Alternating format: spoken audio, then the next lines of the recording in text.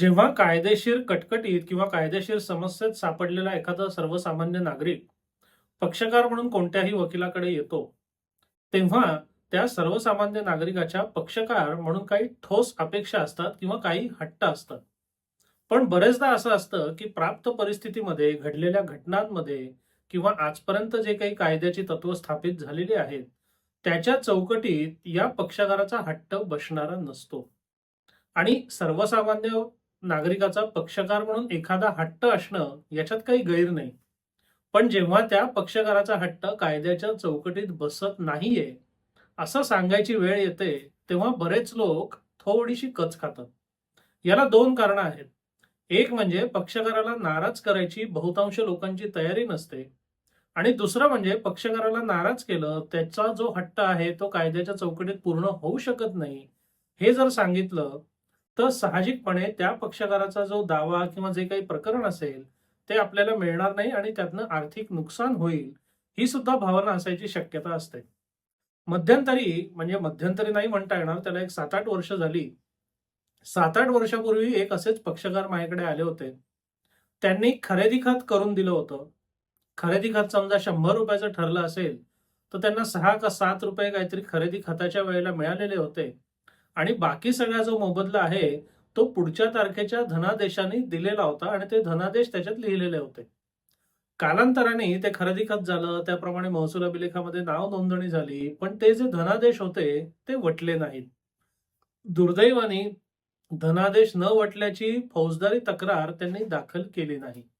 मग त्याची मुदत संपल्यानंतर दिवाणी दाव्याकरता काय-काय करता येईल किंवा दिवाणी कारवाई काय-काय करता येईल, याच्याकरता ते माझ्याकडे आले होते. जेव्हा त्या सगळ्या पक्षकारांचं एकंदर मी सगळं म्हणणं ऐकून घेतलं, त्यांचं खरेदी खत बघितलं, तेव्हा माझ्या असं लक्षात आलं, की अमुक-अमुक मोबदला नाही दिला, तर हे खरेदी खत रद्द ठरेल किंवा रद्द करता येईल, अशी कोणतीही तरतूद त्या खरेदी खतामध्ये नव्हती. आणि अशी तरतूद नसेल, तर ते खरेदी खत रद्द करणं हे अत्यंत कठीण, जवळपास अशक्य असतं. कोणत्याही करारामध्ये स्थापित कायदेशीर तत्वांचा किंवा कायदेशीर तरतुदीचा भंग झालेला नसेल आणि फक्त मोबदला बाकी असेल किंवा मोबदला दिलेला नसेल, तर त्या कारणास्तव थेट तो करार रद्द करून टाकता येत नाही. तर त्या करारानुसार मिळायचा मोबदला मिळणे किंवा तो मिळवणे, त्याची वसुली करणे, हे पर्याय त्या पक्षकारांकडे असतात. आणि तसंच या प्रकरणामध्ये झालं होतं. हे जे खरेदी खत होतं, हे कोणत्याही कायद्याचा, कायदेशीर तरतुदीचा भंग करणारं नव्हतं. त्यांना मी ते सगळं समजावून सांगितलं, की तुमचं खरेदी खत इतक्या वाईट प्रकारे लिहिलेलं आहे, की त्यामध्ये अशी कोणतीही तरतूद करण्यात आलेली नाही. त्यामुळे साहजिकपणे ते खरेदी खत थेट रद्द करून मागणं हा पर्याय तसा कुचकामी आहे. म्हणून आपण एक करू शकतो, ती खरेदी खतामध्ये जी तुम्हाला रक्कम मिळायची आहे, ती मिळण्याकरता आपण दावा दाखल करू, तेवढं बाकी तुमचं काम होऊ शकेल. पण त्यांचा तो खरेदी खत रद्द करण्याचा जो हट्ट होता, त्यापायी त्यांना हे माझं म्हणणं काही पटलं नाही. या गोष्टीला 7-8 वर्ष लोटली. नंतर गेल्या आठवड्यामध्ये ते पक्षकार माझ्याकडे परत आले होते. माझ्याकडनं गेल्यानंतर त्यांनी कुठल्यातरी वकील महाशयांना गाठलं होतं, त्यांचा हट्ट सांगितला होता. त्याप्रमाणे त्यांनी तो दावा दाखल केला होता, खरेदी खत रद्द करून मागितलं होतं आणि खरेदी खत रद्द होऊ शकत नाही, हे जे मी सुरुवातीपासून सांगत होतो, तसंच त्या दाव्याचा निकाल लागला. खरेदी खत रद्द झालं नाही.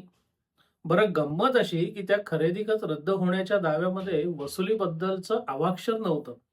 म्हणजे खरेदी खत जर रद्द नाही झालं, तर दुसरा पर्याय म्हणून किंवा ज्याला इंग्रजीमध्ये प्लॅन बी म्हणतात, ते म्हणून वसुलीचा एखादा पर्याय त्याच्यात होता का? तर तेही नव्हतं. म्हणजे आता खरेदी खत रद्द झालं नाही.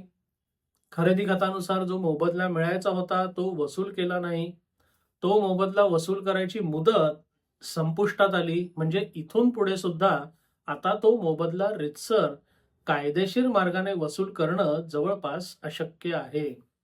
म्हणजे 7-8 वर्षापूर्वी मी जे सांगितलं होतं, ते जर त्यांनी ऐकलं असतं, तर खरेदी खत तर रद्द असंही झालं नाही.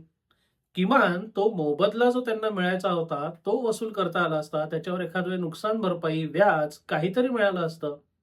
कारण आज त्यांचं खरेदी खत पण रद्द झालं नाही. त्यांना जो मोबदला होता तोही मिळालेला नाही आणि तो मोबदला वसुलीचं काहीच आधी न केल्यामुळे आता नव्याने त्याच्यावर दावा जर दाखल करायचा झाला तर त्याला मुदतीची बाधा आणि बाकी अनेक कायदेशीर कटकटी उद्भवतील. म्हणजे तो रस्ता आता सुद्धा बंद झालेला आहे. आता मी सांगितलेलं खरं ठरलं याच्याबद्दल मोठेपणा किंवा याचा आनंद हा या व्हिडिओचा मुख्य उद्देश नाहीये.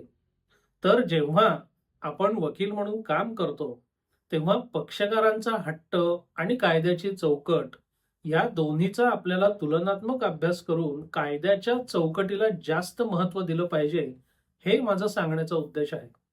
सर्वसामान्य नागरिक जेव्हा पक्षकार म्हणून येतात, त्यांना कायद्याची सखोल माहिती असणं अपेक्षितच नाहीये आणि त्यांना ती नसतेच. म्हणून त्यांचे काहीतरी कायद्याच्या चौकटीत न बसणारे हट्ट असतात. पण जेव्हा तुम्हाला एखादा पक्षकार असा हट्टी मिळतो, तेव्हा त्या हट्टापुढे मान तुकवायची का त्यांना जी सत्य कायदेशीर परिस्थिती आहे ती सांगायची, हा निर्णय वकिलाला घ्यायला लागतो. आणि माझ्याबद्दल सांगायचं झालं तर हे एक असं उदाहरण मी सांगितलं आणि दरवेळेला माझा तोच आग्रह असतो, की पक्षकारांना काय वाटतंय किंवा पक्षकारांचा काय हट्ट आहे, याला किंमत तेव्हाच येते जेव्हा तो हक्क कायद्याच्या चौकटीत बसणारा असेल. जर कायद्याच्या चौकटीत बसणारा तो हट्ट नसेल, तर तुमची अपेक्षा काय किंवा तुमचा हट्ट काय आहे याला शून्य किंमत आहे. कारण ते जर करताच येणार नसेल, तर केवळ तुमचा हट्ट आहे म्हणून ते ऐकण्यात काही गंमत नसते.